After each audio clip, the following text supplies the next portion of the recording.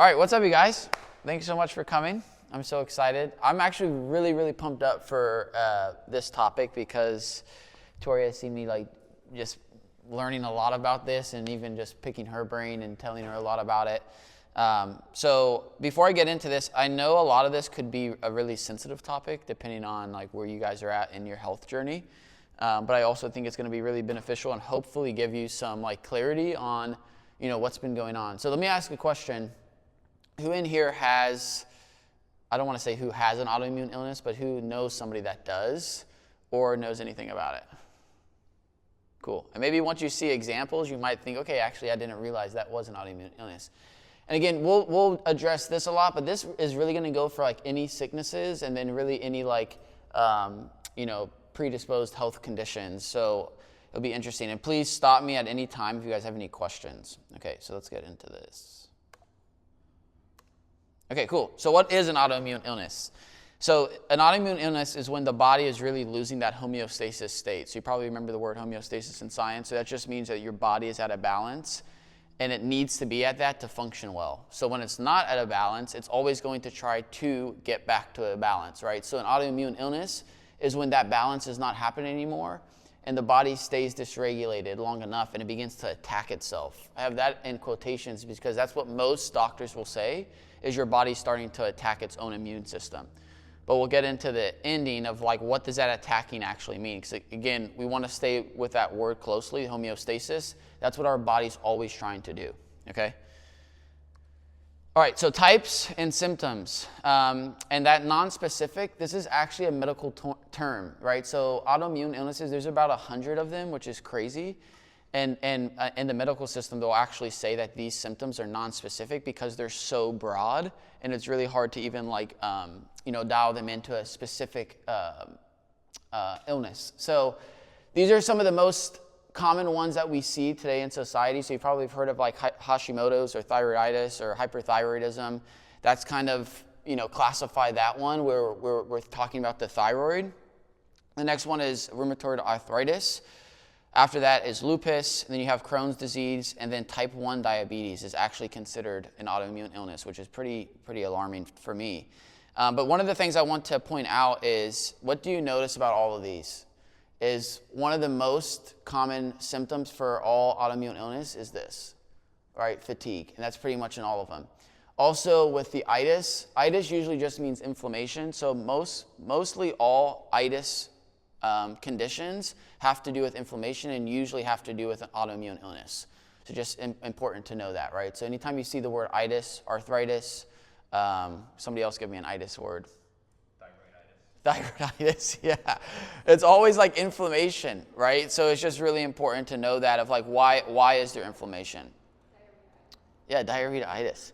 All right, here's some alarming stats, okay? Nearly 80% of people with autoimmune diseases are women. Right? Rates are increasing by 3 to 12% each year. 1 in 3 people who are diagnosed with the autoimmune disease have more than one. Right? So if I have an autoimmune illness, usually I have more than one just by having that autoimmune illness, which we'll get into. And then people with autoimmune diseases have double the risk of depression, anxiety, and other mood disorders. Meaning, if you have an autoimmune illness, usually you're also predisposed to having high levels of anxiety, high levels of depression. And then the last one, I know this is pretty triggering, but it's a health hazard to be a woman. This is by Dr. Sirizal, who's in the autoimmune illness world. She's one of the leading people in this. And when she says this, which we'll get to in a second, it's because of what society has done for women in their health that has allowed them to, again, be in this constant state of, if we go back to the last slide, is in that constant dysregulation. Right, so when our nervous systems are chronically dysregulated, again, it's gonna take away that homeostasis. So why is it a health hazard to be a woman? Is because who in society is the people that are looked at to care for us, to make sure everything's getting done? It's usually women, right? So I'll say this later on, but this is a really good invitation for men to start to get curious about, okay, well, how does this play into it? Because there's a lot of men that have autoimmune illnesses, but for us, a lot of the time, we are suppressing even our symptoms. Right? So it's we won't even tell anybody because it's just it's okay. Yeah, any questions on that? Good?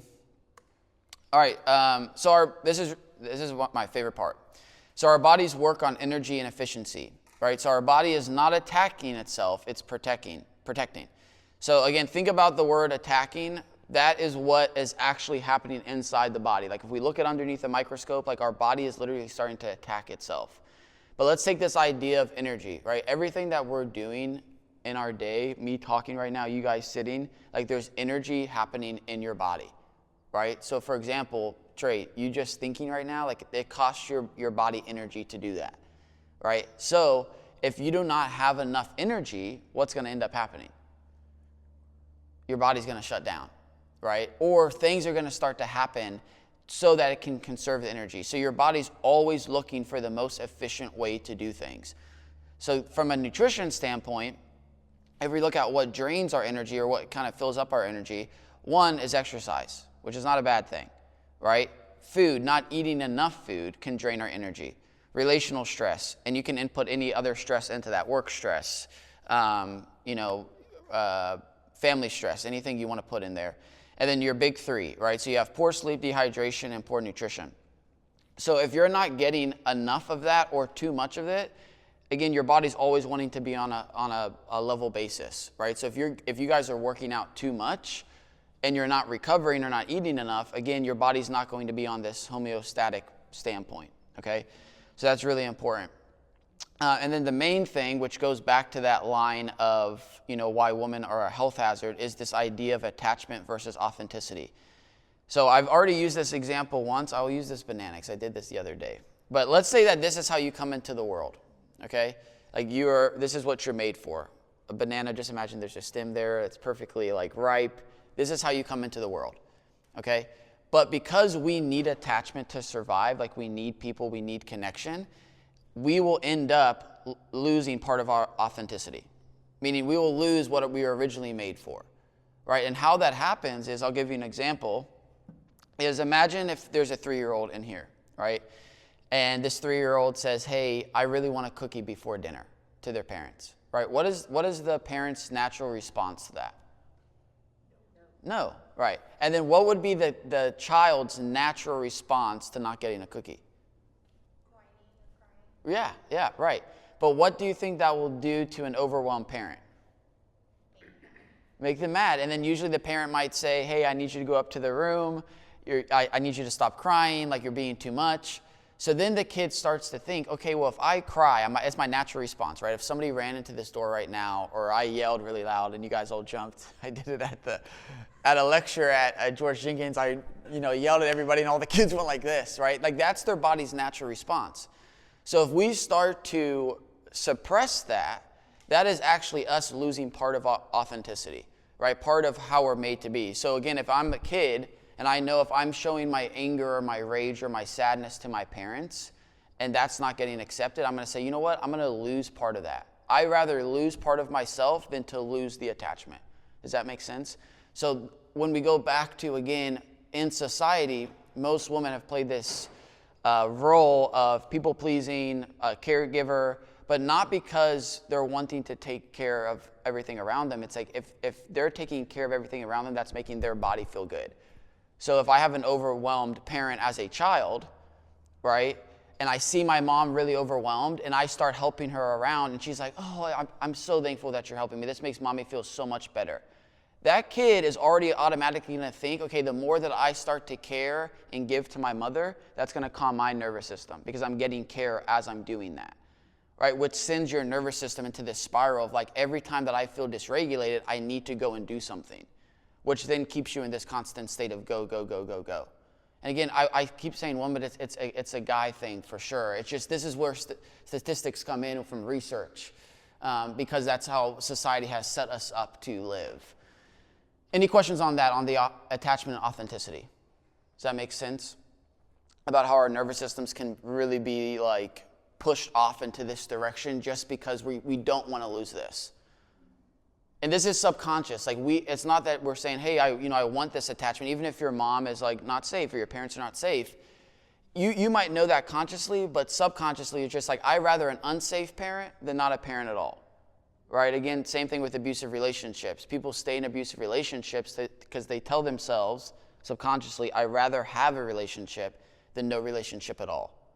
And even though they know, yeah, there might be somebody else out there better for me, I don't want to risk it. Because I don't want to risk any more of my authenticity or any more of the attachment that I already have. Okay, which again keeps our nervous systems in that spiral. All right, so these are the root causes based on research. All right, and I find this really interesting because, I always assume that this is an autoimmune illness, which it is, but this is actually the cause of most autoimmune illnesses. So the first one is you have your genetics.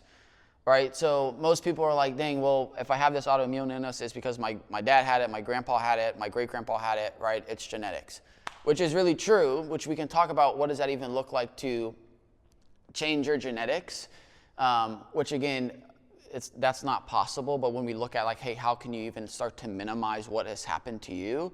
That's what we'll get into. The second thing is leaky gut.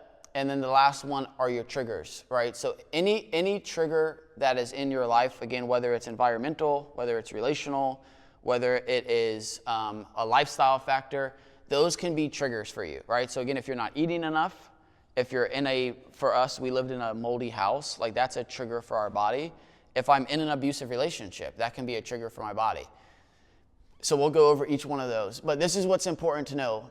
There's been a rise of autoimmune illnesses like we've talked about, and their positive autoimmune antibodies have tripled because the environment has changed, right? So if we look again hundreds of years ago, if I wanted a banana, I would go out to a banana tree. Now, I have no idea if that banana is actually coming from a tree or not. It probably is, but there's the whole process that's happening from when I get that banana to take it home, right? Or once that banana goes to the grocery store.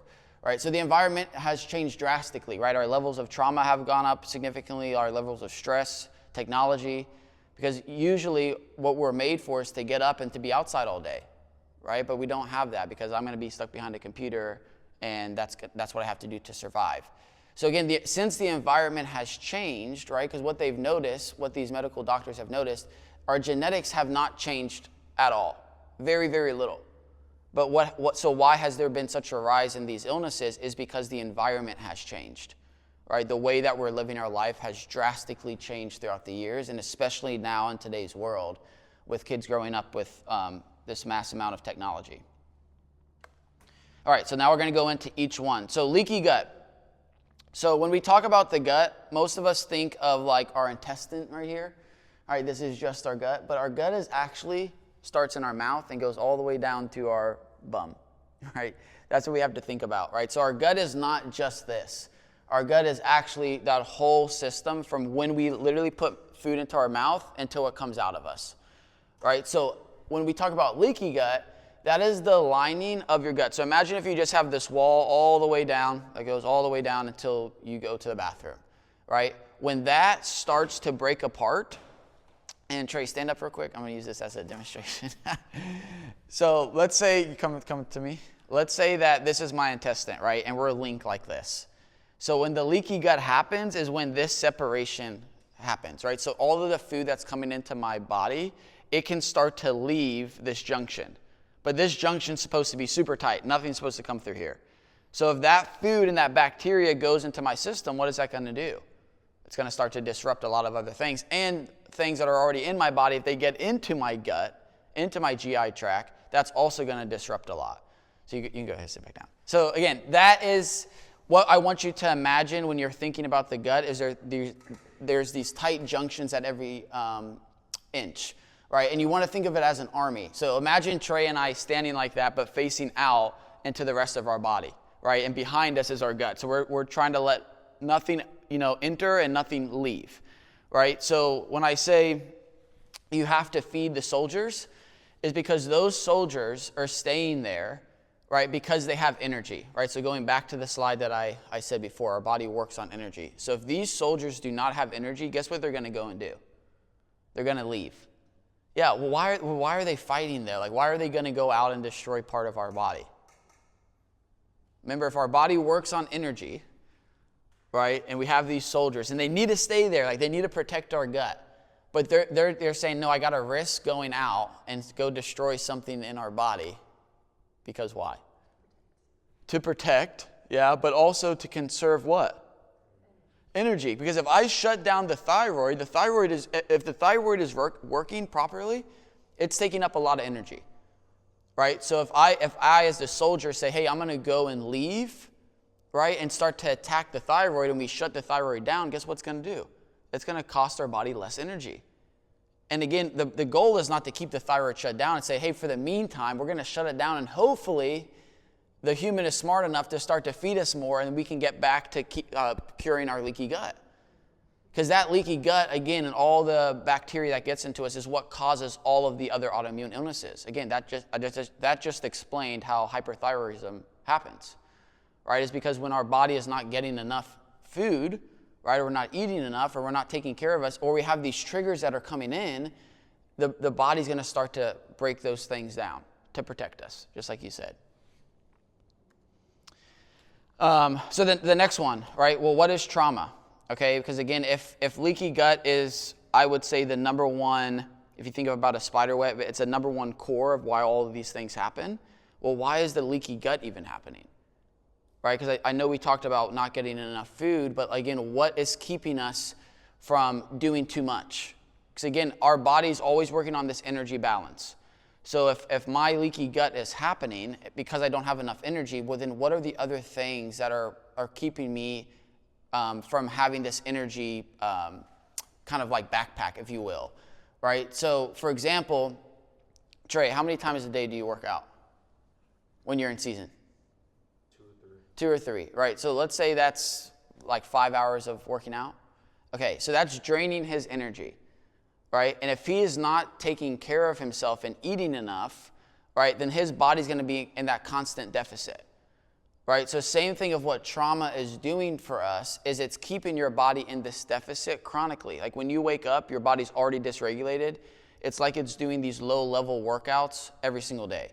So as soon as you wake up in the morning, your body's already in that system. Right? So again, when we talk about eating, yes, eating can, kind of compound the trauma, but if you're also not eating enough and overtraining and you have this pre-existing trauma, your body's just never going to keep up, right? Which we'll get into, okay, well, how do we combat that? But this is what's really important to know on trauma. Trauma is not simply what happens to you, but what happens inside of you as a result, right? So again, we've talked about this, I'll say it all the time in these workshops, is trauma is not the event, it's what's happening inside your body because of the event, right? It doesn't mean that the event is not traumatic, but again, if we all got into a car crash right now, that event will be drastically different for every single one of us, depending on if I've been in 10 car crashes before, or it's my first one, or I got help and you guys didn't, right? That event will be really, really differently depending on how my body reacts to it, because again, trauma is stored in the body, it's stored into our fascia, right? If you know what fascia is, it's in your muscles, right? So that is happening at real speed. It's like our body's natural reaction to it. So you can think of trauma as like this huge ball, and part of it, again, is the event, but also part of it, the huge main part, is what is happening inside your body as a result, okay? Go on to the next one. I'm going to come back to that coach and student example. Okay, so where would I start? All right, so the first thing that I would do is get tested, right? And that means you can just go into your regular, doctor and say, hey, I think I might have an autoimmune illness because of all these symptoms that I'm experiencing. I don't feel like they're, getting better. Can you just test me for it? And that, honestly, the testing is just for a peace of mind for you to say, okay, this is where I'm at. This is a good place where I, feel like I need to start. But that's just for your peace of mind to know, hey, I have something that's happening in my body that I need to attend to, right? And then the next step would be we need to start from zero, right? And again, depending on where you're at in this stage, like it depends on how aggressive your approach needs to be, right? So the first thing that I would address always is going to be your lifestyle factors. So if we think about this funnel, and at the very end of the funnel is trauma, right? Well, we want to address all the things before we get to the trauma. Because I know it seems backwards. Why wouldn't we just address the trauma first? But again, if you're not getting enough food, it's like, no matter even if you deal with the trauma, you're still going to be there, right? So let's take care of these things first. So when we get down to the absolute root, you'll have addressed all of this. So again, the first thing to do is to always address the big three, which is your sleep, hydration, and nutrition. And I would start with elimination diet. So what I mean by that is think about all of the things that you eat in a day, completely wipe them out, and start with whole foods, right? Like, so if you're like, oh, I'm eating this, I'm eating that, completely wipe it out. And just start with basically whole foods for everything that you're doing and slowly add in more foods. And if you start to notice that any of these foods are triggering to your body, then that's when you can start to, again, you can even get tested for that. Like, hey, do I have like a gluten trigger? Do I have like a lot of people are allergic to certain kinds of fruits, right? So it just depends on what that could be for you. And when I say eliminate intensity, that is from a workout standpoint, but it's intensity from every standpoint, right? So it's like if your job is, creating so much intensity for you, I'm not saying for you to quit your job, but how can you change your relationship to your job, right? How can you change your relationship to anything that's bringing you a lot of intensity? So if you're the kind of person that, again, feels like you have to do a million things in a day, how can you eliminate some of that? Or again, eliminate your relationship to it? And this is why Vital is so important, is because most of our workouts that we're doing, especially if you're in Vital 1, it's going to be programmed for you specifically, right? So if you're coming in here and you're doing intense, or whatever gyms you're doing, and you're doing intense working out every single day, like you're going as hard as you can, and you're not recovering, again, that is so much stress on your body that needs to be taken care of, right? So eliminating some of that doesn't mean you cannot do intensity. But we're trying to start from ground zero so then we can build our way up, right? So for me, with my athletes that do have autoimmune illnesses, I'm trying to eliminate as much intensity as possible and then slowly add it back in. So if I was in this position, what I would do is I would only work out probably like 2 to 3 times a week, doing purely strength and hypertrophy training, and then the rest of the time I'm just focusing on moving my body. And not moving my body like going on runs, like I'm trying to get in as many steps as possible, right? Because again, what we do in society is we tend to work out really, really hard, and then what do we do for the rest of the day? We just sit, right, and veg out, which we're not made to do that, right? Again, we look back hundreds of years ago, I'm made to get up in the day and go out and work the field for my whole day. I'm not working the field like this, right? I'm like this all day. Right? Or I'm doing this, I'm walking around. Like it's super slow and methodical. And that's also why you think zone 2 has such a huge impact on our health and the longevity of that, right? It's because we're supposed to move at a really, really, really low intensity. Doesn't mean we can't move at a high intensity, because when that stressor comes in or the lion starts chasing us, like we need to get upregulated to that, but we can't stay there. So when we're doing this intensity all the time, on top of, again, all of the things, right? You're not eating enough, you have this underlying trauma, you have leaky gut, like your body's just not going to be able to keep up. And Dr. Salt, which I find so interesting, right? She is a medical doctor, very, very, very little experience in trauma. And look what she says, right? She says the number one thing when talking about autoimmune illnesses is to address past trauma. Like that's the number one thing that she would suggest. Right, and again, going back to what we talked about, don't think of trauma as this big ordeal. Like trauma could be those situations that I was talking to you about when your mom was telling you, hey, that you need to go and like help me with this. Or you notice your mom's super overwhelmed and it sent your nervous system into this state chronically. Like all of the time you lived in this way of relating to the world of like, I have to perform to get care. I have to help to get care.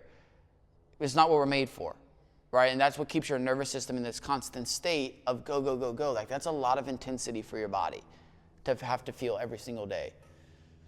Any questions on that? I feel like that's a lot there. Does that make sense about the elimination diet? And again, this approach is really, really intense, right? Like that's a lot. If I'm just like, hey, somebody comes to me and they're saying, hey, I have an autoimmune illness or I'm having these flare-ups, I wouldn't throw all of this at them at once. Right? It's like, how can we start with the thing that's going to give them the biggest bang for their buck first? All right, so if they're not eating enough, that's going to be my first goal all the time, is to reverse diet a lot of my athletes. Because most of them as well, like they have a goal to either change their body composition, get to a goal weight, and they're constantly struggling with that. Why? Because their body's working against them right now. So what do we have to do? We have to give the body more energy. We have to. Because it's trying to eliminate the energy. So the more that I give my athletes more food, more carbohydrates, what does their body starts to do? It literally starts to like function properly. I've had multiple athletes, let's say they were at a certain weight. Once I reverse dieted them, in 6 months, they lost anywhere from 10 to 30 pounds just by eating more. So, because guess what the body's doing? It's not working as hard anymore, right? And now the metabolism gets to work how it's meant to work, right? So again, you're really, when I say even eating more, you're actually just getting to your maintenance. I'm not having someone eating a calorie surplus. I'm just trying to get them to where their maintenance is at, and then we can bring them down to a deficit. But most of us are in a calorie deficit every single day, whether you're trying to lose weight or not, whether you're an athlete or not. Trey, we talk about this all the time, right? If you're an athlete that doesn't eat breakfast, you're in a calorie deficit, which means you're predisposed to some of these things. Like your body's going to eventually, if you keep doing that, it's not going to end up working good.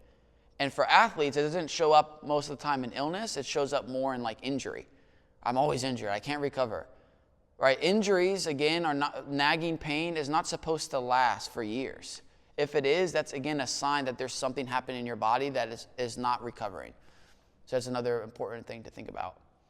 I think that is that slide. Yeah. So I'm going to go back because I want to just give this example. I wanted to give time to talk about this. Where is it? Okay. So this coach and student example. So I just, again, my heart with this stuff, you guys, is so important. Of like, I just want to help give you language for this, because when Tori and I first started doing a lot of this work, it felt like I was learning a different language. Like I felt like I was becoming fluent in something that I've never spoken in before. And a lot of the language around trauma is so confusing, because it's like, what is trauma? What is not trauma? Was this trauma for me, or was it not trauma? And then we know what we tend to do. I'm going to ask my parents, hey, like, do you remember what happened? And the parents, what our first instinct will be is to dismiss it. Oh, it wasn't that bad, honey. You're overthinking it. Right, which then is dismissing something that really impacted your body, right? So I'm going to give an example from a book, but I've heard this exact story multiple times from athletes, right? So this coach and student example, and I'm going to give you an extreme version and then maybe a little bit more of a subtle version. So there's a story in a book that I've read, and I can recommend it to you at the very end. It's called Healing the Wounded Heart, where this coach is sexually abusing one of the students, okay? And the student, let's say they're 15 years old, is having, a relationship with this coach. But in counseling with this student does not see what has happened to them in high school as sexual abuse. Why do you think maybe not? Yeah. To the student. Right, so the student, and again, I don't think gender matters a lot in this, but I think it does give a little bit of a context. Of the student was a female, and the coach was a male. So imagine a female that's getting delighted in by a coach, and said, "Oh, like this older, maybe more popular, more attractive guy is paying a lot of attention to me," right? So, and in that, she's finding a lot of delight in that. So the last thing that she's going to think of, oh, like this is abuse. Right? Even though that's not supposed to happen, but in her mind, she's going to say, this is a good thing because I'm getting delighted and I love how this makes me feel. Right? But then we start to talk about, okay, well, that was abuse that you experienced. And now that girl is going to think, okay, well, everything that I felt in that moment is wrong. Everything. I have to shame part of that. So then they will go the rest of their life not wanting to talk about it because of how much shame they feel. But then their nervous system is constantly stuck in this state of not wanting to feel those desires all of the time. And there's just constant wall up. Does that make sense? So when we talk about abuse, I'm very weary to talk about sexual abuse because I know it can be really triggering. But any attack on our body is often sexual abuse from someone else, right? And because of what it's doing to our nervous system and because of how it's violating our body, right? So again, the more subtle thing to think about is even your exposure to pornography as a young kid, right? We know now that the majority of people have been exposed to pornography, right? So what has that done to your nervous system really, really early on? Because if you didn't have anybody attuned to you after you watch pornography, then what are you doing with all those feelings? What are you doing with all those desires that come up? And if you're feeling shame from them, then you're going to try really hard. Remember going back to the authenticity and attachment thing, you're going to try really hard to suppress that. every time it comes up. Every time those desires come up, you're going to say, well, I'd rather keep my friendships than to let somebody in on this. Because I don't want to let somebody in on this shame that I feel. Which again keeps your nervous system in this constant spiral. So a big invitation for all of us is, where can we start to name things in our life that have gone really unnamed? Because they've been dismissed by our parents, they've been dismissed maybe by culture, they've been dismissed even by our own self. Like, it's not that big of a deal. Right? And again, I'm using such extreme examples, but it just blows my mind when I hear stories of girls that have been raped and they have such a hard time naming that it's been rape. Because that's their way of protecting themselves. Because what would happen if they actually name the harm that has happened? What's going to happen in their bodies? They're going to feel a lot. Right? And they say, I'd rather suppress that than having to feel it because I don't have any care. Right? So the last thing to think about too is what I said is, imagine if those situations are the lion running after you, the lion attacking you. Well, you have to have safety to ever feel better again, right? To find this emotional release for your body to feel what it was meant to feel. But if you don't have that safety, that is what's going to keep your body in that constant state of go, go, go, go. The lion is still behind me, right? So for most of us, though, the lion, and not, maybe in a sexual abuse way it has been, but just in a general, a general example, like the lion has been our parents, right? Or the lion has been our caregivers. The lion has been our coach. So it's like we want to find safety with them, but we can't because they're also the ones that are like chasing us. So again, our job is like, where can we start to name these things and find safety to start to address them? Because these are all like loops. When we go back to that first conversation, the first workshop, right? These are all loops that you have to complete. And if you're not completing them, your body is just continuing to stay in that unfinished cycle, right? So yeah, any questions on that at all? I would love to dive in any more of these topics. Or any pushback too. I want you guys, if you guys are like, man, I don't know if I understand this or, fully agree with this. Any questions on that? I got one thing. Can you go to the slide with all the stats? Yeah. Yeah, this is awesome. So I have Hashimoto's, so I've seen a lot of these stats myself, and I've talked with an endocrinologist. Mm-hmm. One thing I want to point out with this is the stat of nearly 80% are women is because that's just the medical evidence that we have at this time. Yeah. And you already mentioned this, so like you already mentioned that it's because women are going through a lot. Yeah. So they get those symptoms, they exhibit those symptoms sooner. So they're the ones going to the doctor to get actually diagnosed. Because their organs, their thyroids, their gut, anything else that the immune system can attack it gets so degraded that they feel it sooner. Yeah. So they're the ones getting diagnosed. Yeah. Men, on the other hand, this could be a result for maybe they're not experiencing the same as women. They are not recognizing those symptoms. They're not getting help. They're not getting treatment. My endocrinologist was like, "You're the youngest, most healthy patient I've ever dealt with. I don't actually have a lot of information for you because in the medical field, there's a lack of evidence for men." Yes. And I'm not saying I'm just trying to point out that data are slightly biased. Yeah, 100%. This is not a bad bias. Yeah. Because normally it's usually the other way. Most medical stats are based on men. Yeah. So this is actually the rare instance where it's the flip. Yeah. And so it's not necessarily a bad thing. I'm just trying to highlight it, especially if you have a lot of male athletes in here. You may not experience stereotypical symptoms because most of the symptoms we know of are based on female data. Yes. Yeah. Female data from usually middle-aged women. Yeah. Because they're the ones presenting symptoms, so we classify them. Yeah. So it's just something I want to highlight because my Hashimoto's, I present the exact opposite of all of that. Right. I'm manic. I lose weight like crazy. I'm wired all the time. Yep. And I do get the dry skin. But the hair thing I lost normally, like my nails and my hair grow like crazy. Yeah. It's like the complete opposite. Yeah. It's just something to highlight. Yeah, that's great. Yeah, that's a great. Thanks for saying that, Matt. Because another thing too is, who in society is more likely to ask for help? Women, right? And I love that Matt said that, is because all of this is so biased.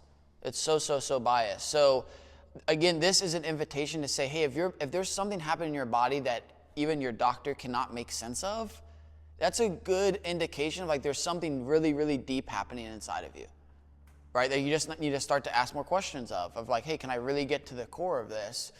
But yeah, I would love to even show you guys, like, if I even showed like the thyroiditis symptoms. I mean, the symptoms are insane because that's why they're non-specific. It's like 85 symptoms, right? So again, it's just an invitation to say, hey, like if I'm feeling this way, I might just need to take a deeper look. And this is not to say that you have an autoimmune illness, right? But it is a good invitation to just get a little bit more curious as to, hey, if this is how my body's supposed to work and it's not, maybe I should take a little deeper look. So, yeah. It's interesting to me, like all these things seem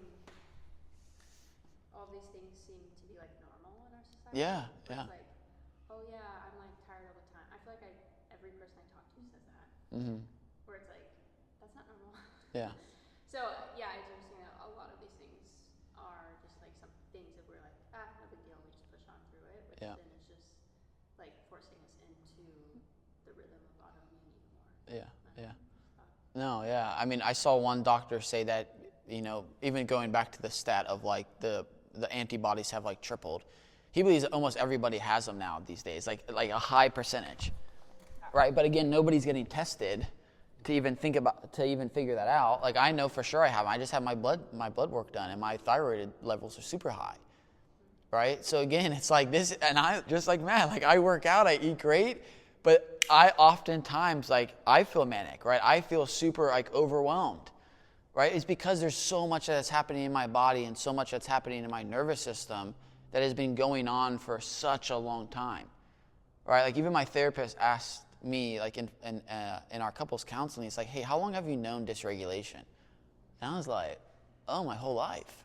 Like I don't remember like not feeling calm because there's so much chaos in my house all the time. My dad's screaming out the top of his lungs. My mom is actually manic bipolar, right? So it's like, what do you think that's going to do for a young kid? Like I'm going to feel so manic inside of me often, which again is that energy crisis, right? My body's just going to constantly be on over and over and over again. So we have all of this too, right? The more I eat, the more I rest, that's all regulating for my body.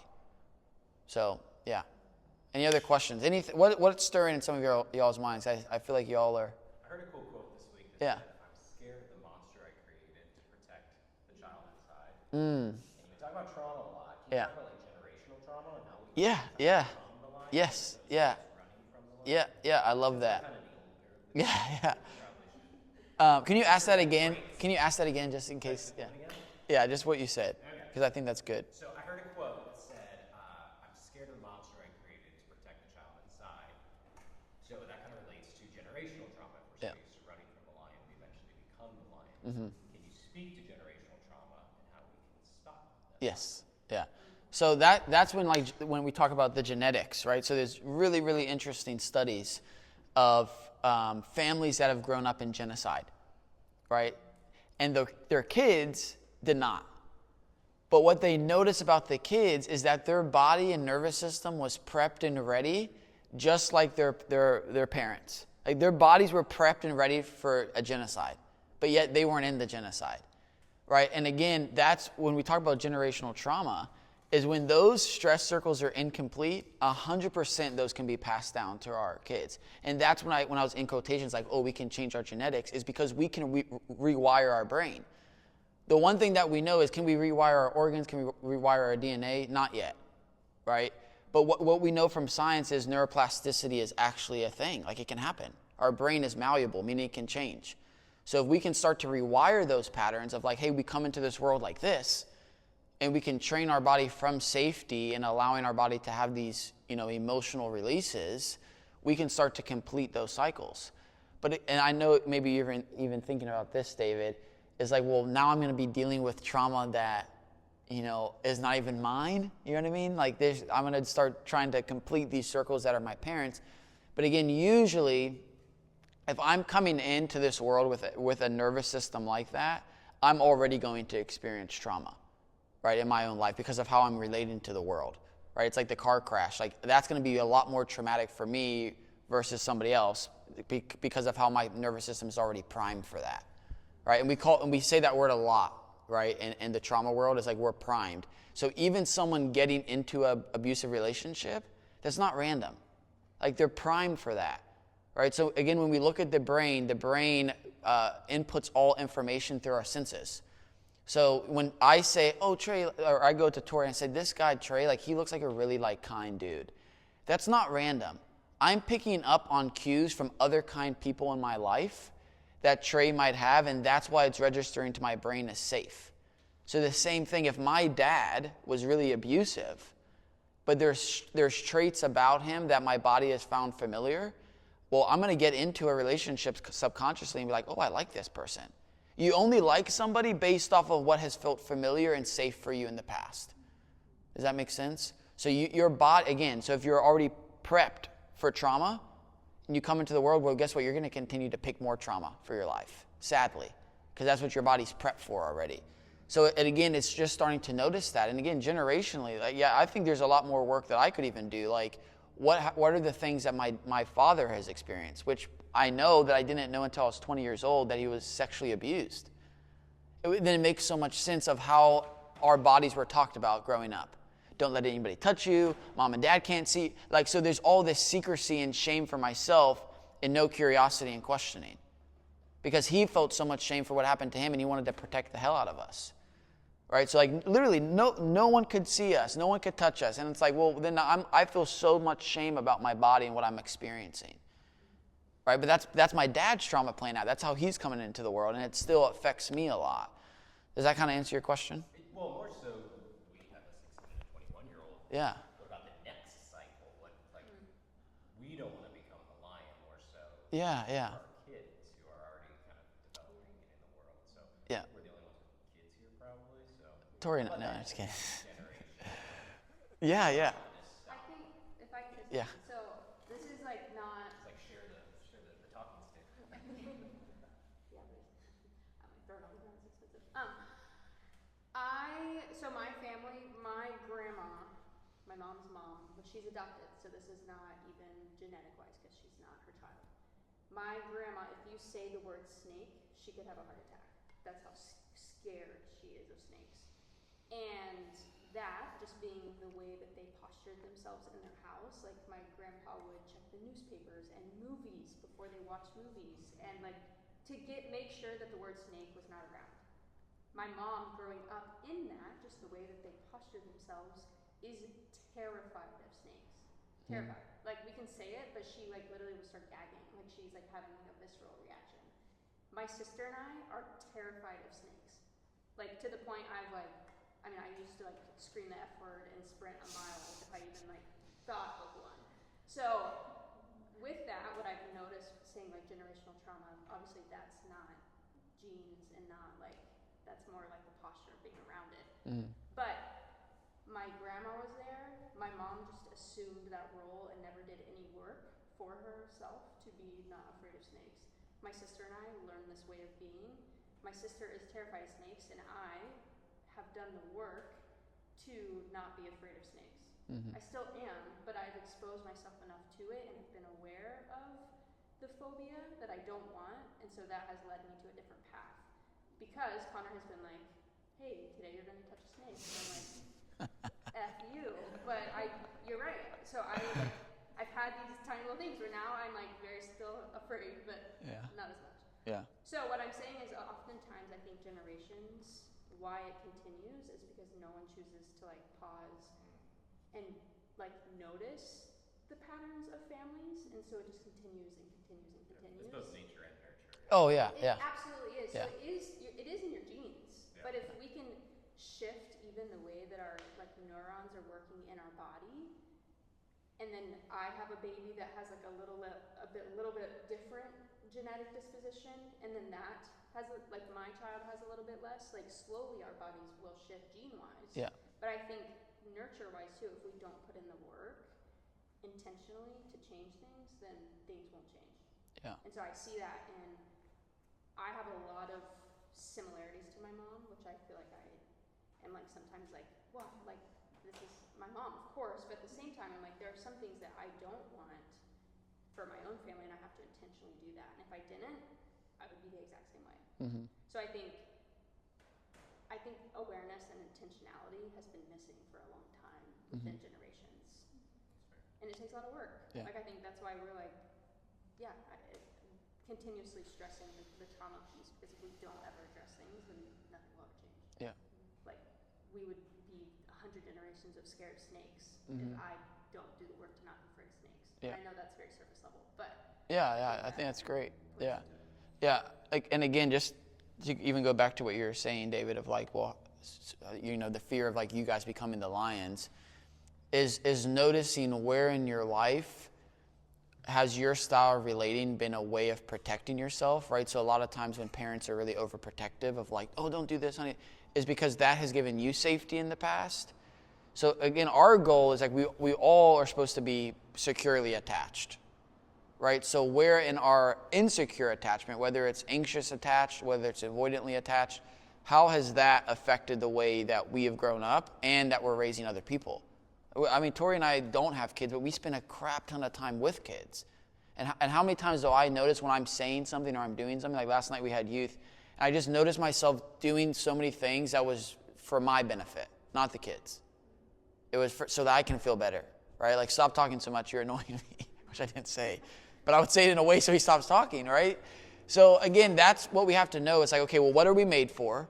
And then how, because I didn't receive this, how then have I related to the world to really attempt to get back to that, but it just sabotaged me more, right? So we always say this whenever someone's like, hey, I really want to help this person, the invitation is, can you start with yourself? Start with your story and your own trauma first. That's going to impact your generations to come, right? Because if you try to help, again, it's the mask analogy, right? If you try to put somebody else's mask on before your own, you're always going to suffer, and so is that other person. So, yeah. Any last minute questions? Feel good? Cool. Thanks, you guys. I'll put this recording on YouTube, and then, we'll do another one in a month. Thanks so much, you guys. Appreciate it.